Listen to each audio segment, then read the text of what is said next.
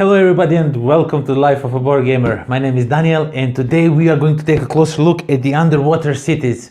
A game where you will be building an underwater cities, as the name says. There will be like these domes and there's like science laboratories attached to it and food production resources and stuff like that. Fun fact, I don't know if you ever watched Star Wars Episode 1, I think, when they are diving to that underwater city and all that. Well, actually that city exists and it's on a secret location. I cannot tell you where, but actually it exists. It is not a CGI or anything. They're really diving to it. I know the location, but I cannot share it with you. Yeah. Okay, so let's open this bad boy up and see what we have inside. So first of all, we have rulebook, and it's a lengthy, not so lengthy, it's 18-20 pages, but lots of informations in here. The game looks really scary, but it is not. It is, when you get into it, like you need just half a turn and you already know what you're doing, and it's absolutely just, the flow in this game is great. Okay, so what we have here? We have some wooden components that represent your tokens for scoring points and which whose turn it is, because turns are not going in a circle order. You have to fight for it, so to say, if you want to go first next turn or second or third or whatever.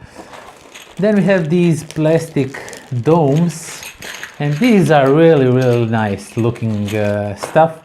These are used for your underwater cities. You will see the map really soon, and you will be building these around your tiles. There's the red one that are more expensive to sustain, but they will give you more points at the end of the game. And there's like these regular ones that will just use small amount of your resources, but will not give you that much points or earn you any resources when production it comes and stuff like that. And we have over here a green one, a solo green one. This is a promo, so be aware this does not come in a box. This is a promo. And then we have these plastic beads, or I don't know what to call them, but basically they represent stuff you can build around your underwater domes. And you can build, these are like greeneries and science laboratories and stuff like that. And you'll get a bunch of these and you build them around your cities to influence them to provide you with some more of resources and stuff like that. Then we have a bunch of cards. Let's go through these cards a little bit just to show you the artwork and everything. Now there is a lot of cards in this game.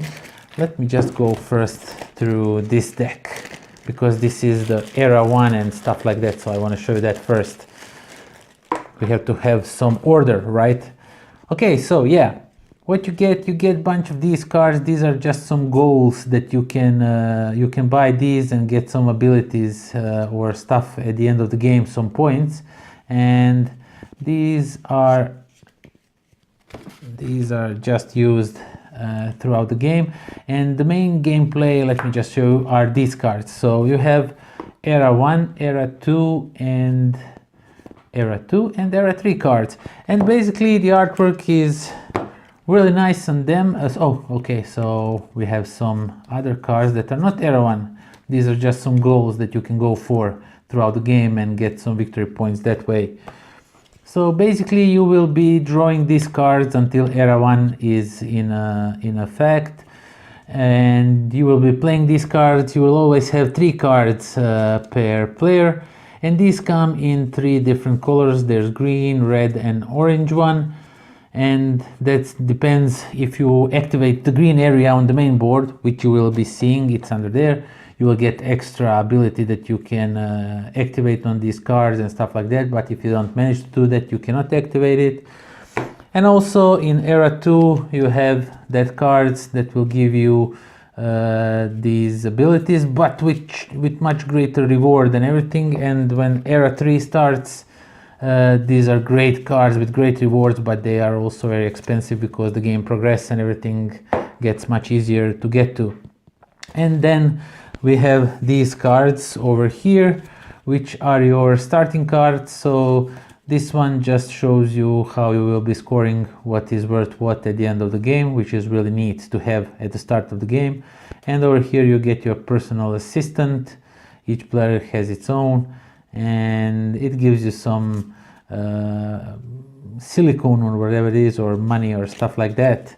It gives you just some starting resources that you can go on until you purchase some better cards throughout the game. And then there's different resources. There's like these 4 different resources in the game, and let me just open one and show you stuff that I really don't like about this one. Now these are okay, these represent 1 resource in a game, and there's serious lack of these. These should have been plenty more, but there's also these which represents 3 of these, but whoever did this did them like in a flat, and it's really hard sometimes. You're trying to pick one and you are grabbing this one. Like, let me show you. Like, for example, I'll just mix them up a little bit like this. Okay, for example, like so. Now, can you tell me which one is 1, which one is 3? Like, for example, this one, it's 3, but it looks like it's a 1. And this one is 1, but I think you can see what I'm trying to say. It's really hard to see what is what. That's one thing I don't like in this game. I'll probably replace this one with something. I have to think of something, not sure what, but I'll think of something. And you get resources in different, or all 4 different shapes, sizes, whatever. And then we have these cardboard tunnels, and cardboard is really, I must say, is really thin in this game. And I also don't like that. These tend to wear off and damage pretty easily. So yeah, you get these 10 tunnels that you can upgrade to bring you some points throughout the game. Also, you have some money tokens. You have some city tokens that you will have on your board, and try to connect them. These are the surface cities that will give you some extra points. And these one are used if you just have like so much of one resource. You just put one over here and it's worth 5. And then you have your action tokens. These you will use to mark which actions you are playing, stuff like that.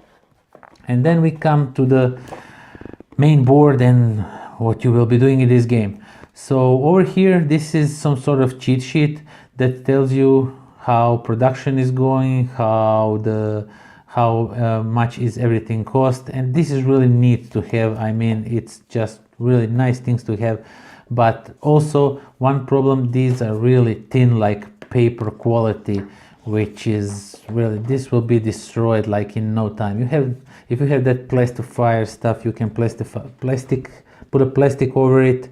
But overall, I don't like how cheap it feels, it looks. And then we have these main boards where you will be playing these domes around and connect them with tunnels and with the outer cities on these edges over here.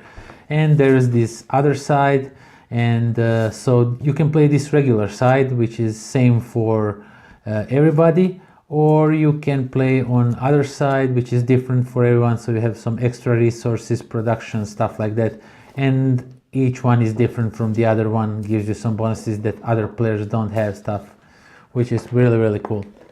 And then we have this board. Depending if you are playing 2-player, 3-player, 4-player, you will be switching this board or this board over here, and you have these bunch of different actions around here that you can activate with those tiles. I'll just show you. So you put some tile over here, you can buy 2 greenery, put them around your city, stuff like that. You can buy cards from these or places over here, or battle for turn order in next era and you're playing 10 eras. There's production, stuff like that.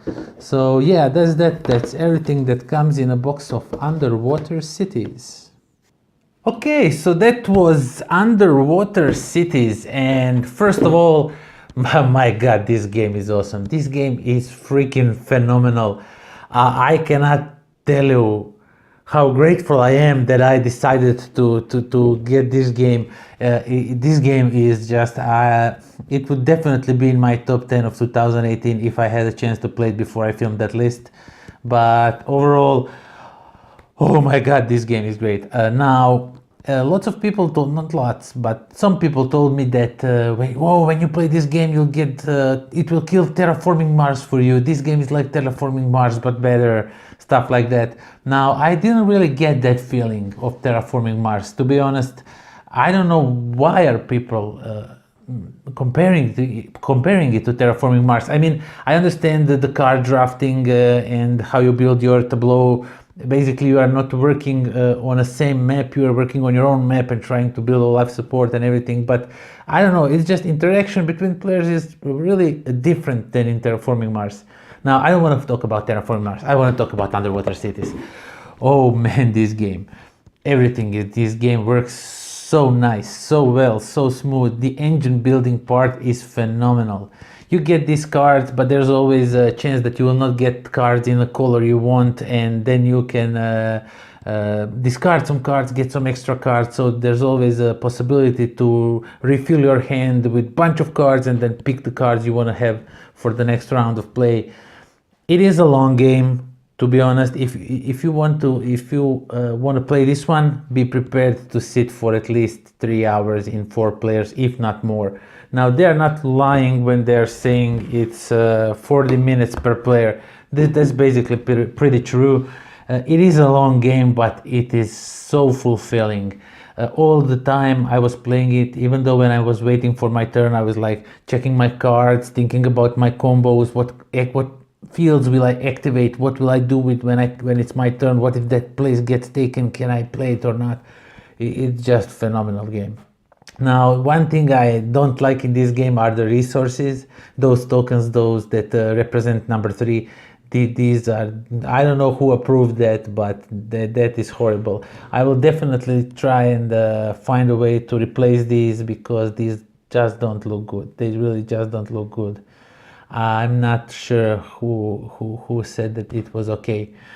Yeah, overall, it's just a minor setback if you ask me. I like the game. The components, your tableau, your player mat where you are building that city is fairly thin. It's like sheet of paper. This will get damaged pretty soon if you don't have some option to plastify what's it called when you put the plastic on it. Doesn't matter. Wow, great game. I'm out for words how good this game is. So yeah, I would definitely recommend this one. From the gameplay, from the almost all the components, not all, but those little domes that you put on your board, they just give you that little 3D feeling of underwater city, and it could just be a circle, but actually it's a dome, and it looks awesome. I love the game. I adore the game. The game is phenomenal. I definitely recommend you check this one out. I wholeheartedly recommend you check this one out. It is a great game. So yeah, that's that. Until next time. Pozdrav. This video was brought to you by philibertnet.com, the game in all its states.